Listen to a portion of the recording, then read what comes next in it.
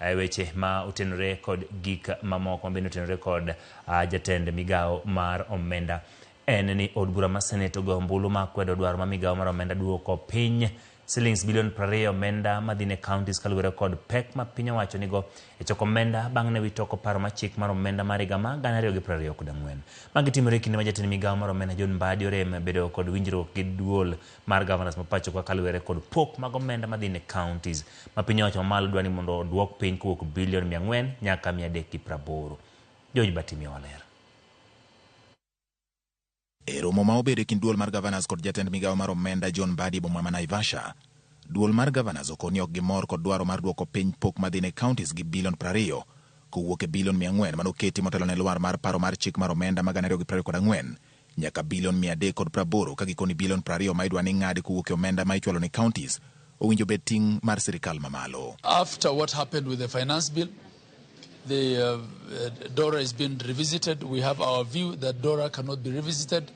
We have made our presentation to the Senate that we would not want to go down on the 400. Waziri has had us, and this is still being processed through the negotiation stages. We do hope and pray that it doesn't go below the 400. Kodwoko ng'ur mar Gavanas, jatend migao mar omenda Mbadi oluone kaluwore ni paro mar chik mar pok mar omenda madhi ne kaontis pok opwodhi kaka piny owacho mamalo gichwalo dwaro mar mondo tim lokruoge moko. Kata kamano ting' nitie lwet od bura mamalo kod mar Senate eneno ni ging'iyo kaka inyalo taa chenro no. You are aware that county allocation of revenue bill has not been passed. Yes, the DORA was passed, but there are now issues whether we should revisit it. As national government, we have proposed a revisit. The counties have a different opinion, but again, working together, these are issues that will be resolved by the two houses of parliament, because that is where the constitution placed the responsibility of resolving these issues. Koyango ni deko mar omenda madhi ne kaontis osebedo karocho chenro mag tend loch gwenge.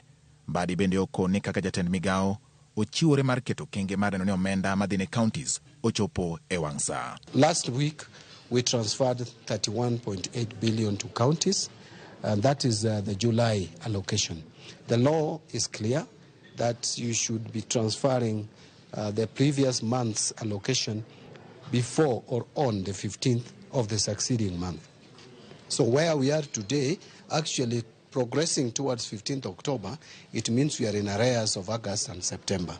The September one has not fallen due, but the August one has fallen due. I have given my commitment that before that 15th, we'll make sure that the August one is transferred to counties.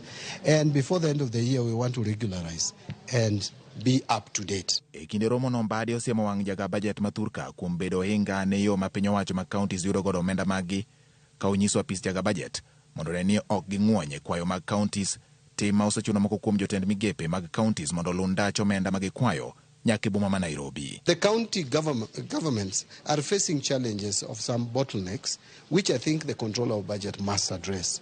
There is no reason at all why we cannot have a system where the county CECs don't come to Nairobi to follow their disbursements.